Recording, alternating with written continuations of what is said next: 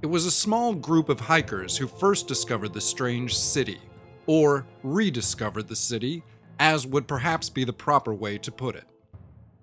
They were camping in the Chase Provincial Park in British Columbia, but they had been pushed several miles off their planned route due to a combination of bad weather and bad luck, which could just be one and the same.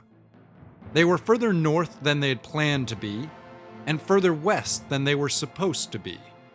And that was how they found themselves standing on the outskirts of what we now refer to as the Lost City of Lye.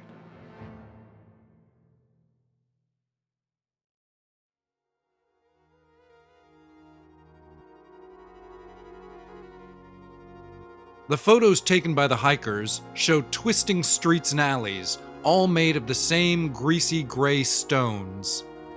They assume there must be something wrong with the soil, as despite the obvious age of the place, there was no evidence of flora of any kind growing anywhere in the city.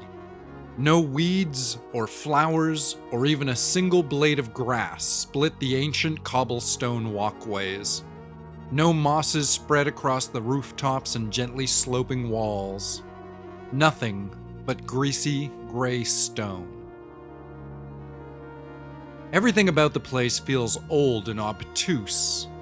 The structures tend to have irregular angles for corners, as if every long-dead architect is having an argument with all the other architects about what would make for suitable commonalities in design.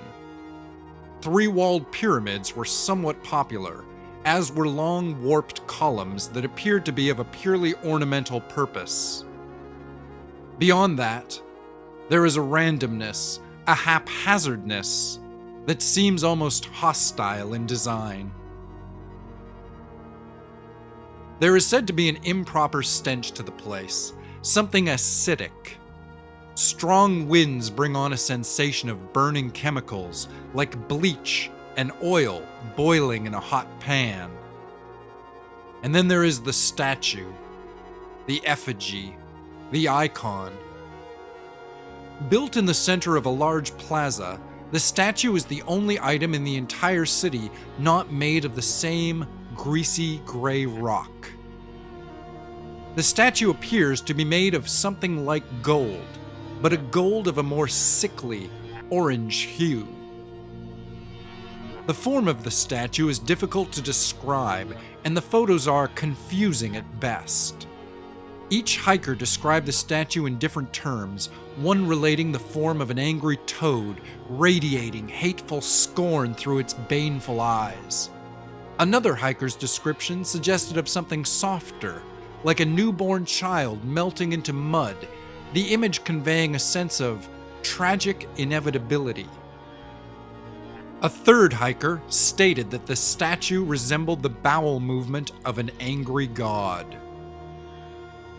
The one thing all the hikers could agree on was that there was something pervasively disquieting about the statue, even beyond the weirdness of the city itself.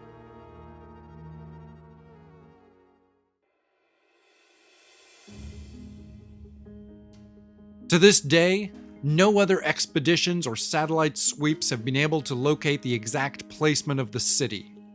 Other hikers have found further neighborhoods and districts of the strangely sprawling metropolis, but repeat trips have as of yet proven unsustainable.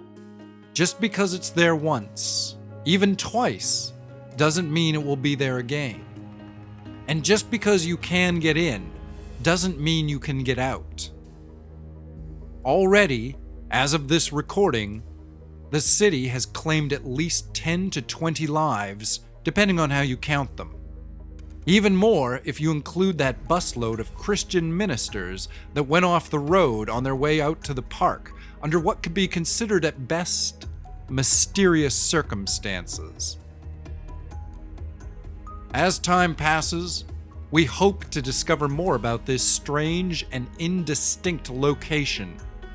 But for now, we can only continue to exist outside of the Lost City of Lye, while we wait for its deeper secrets to be revealed.